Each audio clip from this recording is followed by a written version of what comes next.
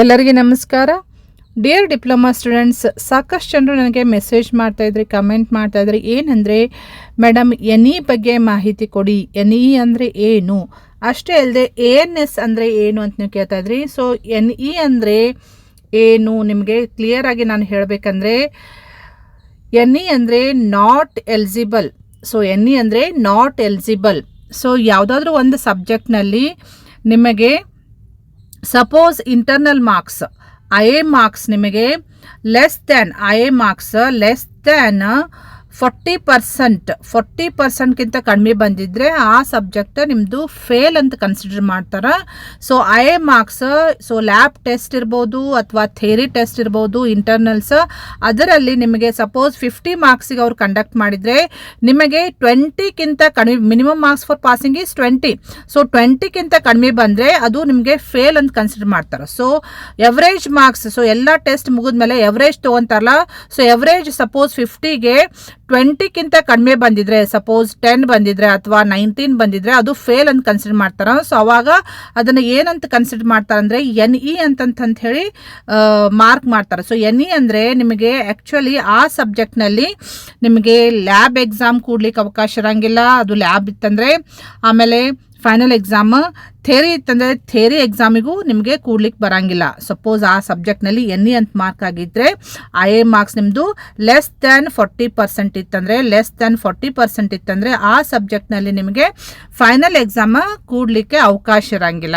So next ನೀವು question ಕೇಳ್ತೀರಿ, madam ನಾವು ಅದು ಯಾವಾಗ ನಾವು ಅದನ್ನು ಫೈನಲ್ ಎಕ್ಸಾಮ್ ಕೂಡ್ಲಿಕ್ಕೆ ಎಲಿಜಿಬಲ್ ಆಗ್ತೀವಿ ಅಂತ ನೀವು ಕೇಳ್ತೀರಿ. ಸೊ ನಾಟ್ ಎಲಿಜಿಬಲ್ ಇರುವಂತಹ ಸಬ್ಜೆಕ್ಟ್ಸ್, ಆ ಸಬ್ಜೆಕ್ಟಿಗೆ ಮತ್ತೊಮ್ಮೆ ನೀವು ಮೇಕಪ್ IA ಟೆಸ್ಟ್ ಬರಿಬೇಕಾಗ್ತೈತಿ. ಮೇಕಪ್ ಎಕ್ಸಾಮ್ ನಿಮಗೆ ನಾರ್ಮಲಿ ಆ ವರ್ಷ ಕಂಪ್ಲೀಟ್ ಆದ ಕೂಡಲೇ, ಅಂದರೆ ಈಗ ಈವನ್ ಸೆಮಿಸ್ಟರ್ ಎಂಡ್ ಆದ ಕೂಡಲೇ, ಈಗ ಸಪೋಸ್ 2nd ಇರ್ಬೋದು, 4th 6th ಸೆಮಿಸ್ಟರ್ ಏಪ್ರಿಲ್ ಮೇದೊಳಗೆ ಎಕ್ಸಾಮ್ಸ್ ಇರ್ತಾವೆ. ಏಪ್ರಿಲ್ ಮೇ ಎಕ್ಸಾಮ್ ಆದಮೇಲೆ ರಿಸಲ್ಟ್ ಬಂದಾದಮೇಲೆ ನಿಮಗೆ ಮೇಕಪ್ ಎಕ್ಸಾಮ್ ಅಂತ ಹೇಳಿ ಒಂದು ಅವಕಾಶ ಕೊಡ್ತಾರೆ ನಿಮಗೆ. ಸೊ ಮೇಕಪ್ ಎಕ್ಸಾಮ್ ಕಂಡಕ್ಟ್ ಮಾಡೋಕ್ಕಿಂತ ಮುಂಚೆ ನಿಮಗೆ ಮೇಕಪ್ ಕ್ಲಾಸಸ್ ತೊಗೊತಾರೆ ಯಾರಿಗೆ NE ಆದಂಥ ಸ್ಟೂಡೆಂಟ್ಸು. ಸೊ ಯಾವುದಾದ್ರೂ ಸಬ್ಜೆಕ್ಟ್ನಲ್ಲಿ ನಿಮ್ಮದು NE ಆಗಿತ್ತಂದರೆ, ಲ್ಯಾಬ್ ಇರ್ಬೋದು, ಥಿಯರಿ ಇರ್ಬೋದು, ಸೊ NE ಆಗಿತ್ತಂದರೆ ಆ ಸಬ್ಜೆಕ್ಟ್ನಲ್ಲಿ ನಿಮಗೆ ಮೇಕಪ್ ಕ್ಲಾಸಸ್ ತೊಗೋತಾರೆ ಒಂದು 15 to 20 ಡೇಸ್. ಸೊ ಆ ಕ್ಲಾಸ್ನಲ್ಲಿ ನಿಮಗೆ ಟೀಚ್ ಮಾಡಿ ಟೆಸ್ಟ್ ತೊಗೋತಾರೆ, ಮತ್ತೊಮ್ಮೆ ಟೆಸ್ಟ್ ತೊಗೋತಾರೆ, ಅದಕ್ಕೆ ಮೇಕಪ್ IA ಅಂತ ಕರೀತಾರೆ.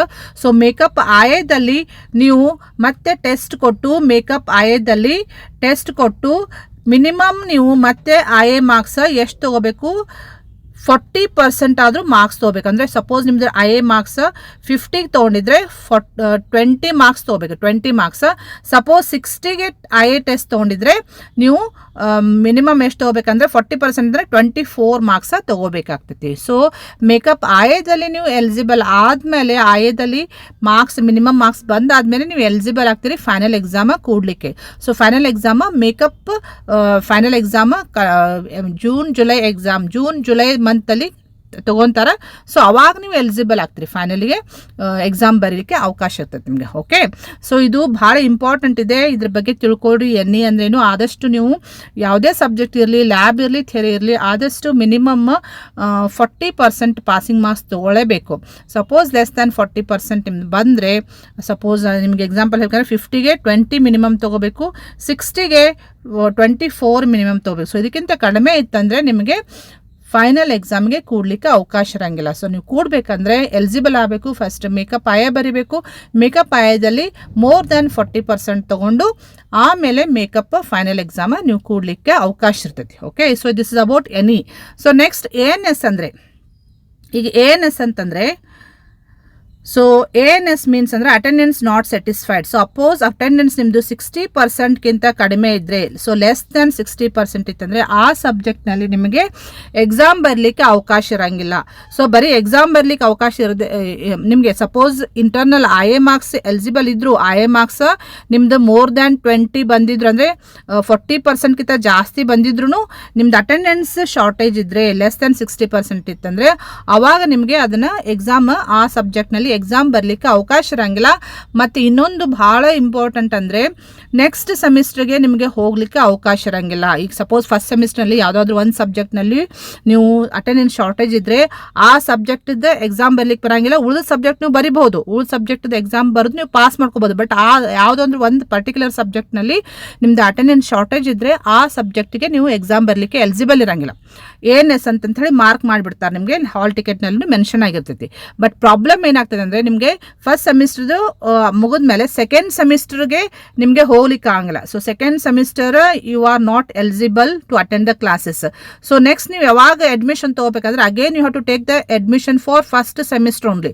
ಸೊ ಫಸ್ಟ್ ಸೆಮಿಸ್ಟರ್ಗೆ ಅಡ್ಮಿಷನ್ ತೊಗೊಂಡು ಯಾವ ಸಬ್ಜೆಕ್ಟ್ನಲ್ಲಿ ನಿಮ್ಮದು ANS ಆಗಿರ್ತೈತಲ್ಲ ಆ ಸಬ್ಜೆಕ್ಟ್ಗೆ ಅಷ್ಟೇ ನೀವು ಕ್ಲಾಸ್ ಅಟೆಂಡ್ ಮಾಡಿ ಅಟೆಂಡೆನ್ಸ್ ಸ್ಯಾಟಿಸ್ಫೈ ಮಾಡಿಕೊಂಡು ಇಂಟರ್ನಲ್ ಮೋರ್ ದ್ಯಾನ್ 40% ಮಾರ್ಕ್ಸ್ ತೊಗೊಂಡು ಆಮೇಲೆ ನೀವು ಎಕ್ಸಾಮಿಗೆ ಅಲೋ ಮಾಡ್ತಾರೆ. ಎಕ್ಸಾಮ್ ಕೂತ್ಕೊಂಡು ನೀವು ಪಾಸ್ ಮಾಡ್ಕೋಬೋದು, ಆಮೇಲೆ ಎಲಿಜಿಬಲ್ ಆಗ್ತಾರೆ. ಸೊ ನಿಮಗೆ 1 ವರ್ಷ ಲಾಸ್ ಆಗ್ತೈತಿ. ಸಪೋಸ್ ನೀವು ಯಾವುದಾದ್ರೂ ಸಬ್ಜೆಕ್ಟ್ ANS ಆದರೆ ನಿಮಗೆ 1 ವರ್ಷ ಲಾಸ್ ಆಗ್ತೈತಿ. ಸೊ ಈ ವರ್ಷ ಈ ಸೆಮಿಸ್ಟರ್ನಲ್ಲಿ ನೀವು ಒಂದು ಯಾವುದಾದ್ರೂ ಸಬ್ಜೆಕ್ಟ್ನಲ್ಲಿ ANS ಆದರೆ ಈ ವರ್ಷ ನೀವು ಫುಲ್ ಎಲ್ಲ ಅಂದರೆ ಸೆಕೆಂಡ್ ಸೆಮಿಸ್ಟರ್ಗೆ ಹೋಗ್ಲಿಕ್ಕೆ ಬರೋಂಗಿಲ್ಲ.